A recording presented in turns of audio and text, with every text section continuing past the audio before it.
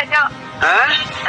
तलाक दे दिया इसलिए मुझे घर ले जाओ। इस वीडियो के अंदर आप देख पा रहे हैं कि एक लड़की अपने वालिद मोहतरम से फ़ोन पर बात करते हुए ये कह रही है कि अब्बू जान आप आकर मुझे ले जाइए, इसलिए कि मेरे शौहर ने मुझे 3 तलाक दे दी।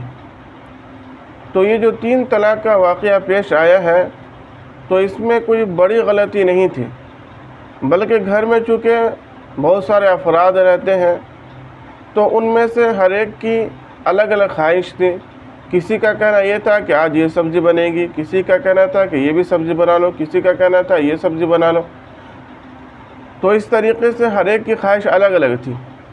तो लड़की इस बात पर आमादे भी थी कि जिनकी जो ख्वाहिश है, जो पकवाना चाहता है, हम वो पकाने के लिए तैयार हैं, लेकिन इसको पूरा करने के लिए हमें इन चीज़ों की ज़रूरत पड़ेगी, लिहाजा आप ये चीज़ें ला कर दे दें, हम आपकी ख्वाहिशात के मुताबिक जो भी चीज़ें हैं आपको बनाकर पेश कर देंगे। लेकिन ऐसा हुआ नहीं, बल्कि जिन चीज़ों की ज़रूरत उस पकवान को बनाने के लिए चाहिए थी वो चीज़ें नहीं आई। न आने की वजह से उस घर में उस दिन खाना नहीं बन पाया उनका मन पसंदीदा।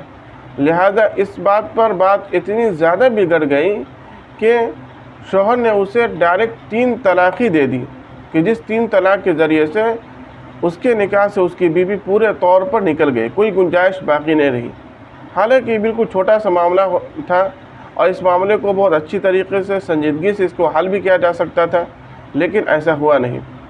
तो ये जो वीडियो हमने दिखाया है, इसको दिखाने का मकसद ये है कि गलती ऐसा नहीं है कि मैं कह रहा हूँ कि गलती सिर्फ़ यहाँ पर मर्दों की है या गलती सिर्फ़ औरतों की है, बल्कि गलती कभी भी होती है तो दोनों जानिब से होती है। किसी की गलती कुछ ज़्यादा होती है, किसी की गलती कुछ कम होती है, लेकिन गलती जबकि दोनों जानिब से हो रही है। और ऐसा नहीं है कि जो बीवी है, बीवी शौहर के अंदर तमाम की तमाम खूबियाँ ही देखती है, उसके अंदर कोई खामियाँ है ही नहीं, ऐसी कोई बात नहीं है।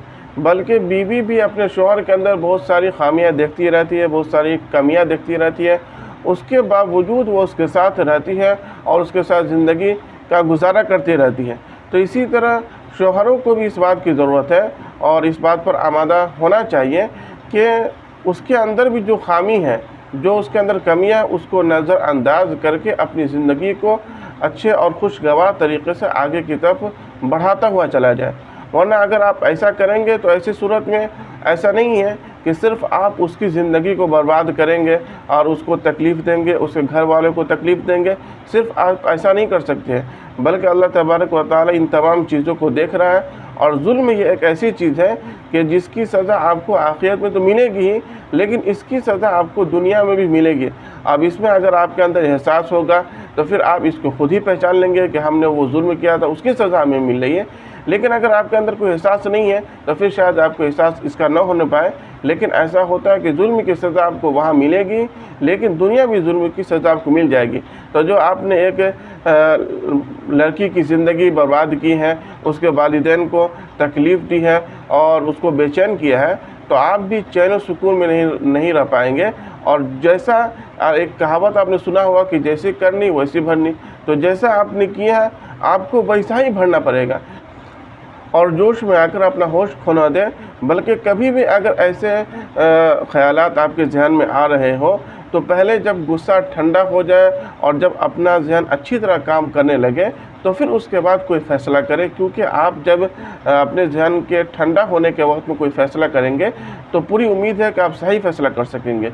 लेकिन अगर आप गुस्से के वक्त में फ़ैसला करेंगे तो सही फ़ैसला आप किसी भी हालत में नहीं कर सकते हैं। लिहाजा अगर आपको गुस्सा आ रहा है और आपको इन सब चीज़ों के ख़यालात आ रहे हैं तो आप उसको उस वक्त में दबा दीजिए।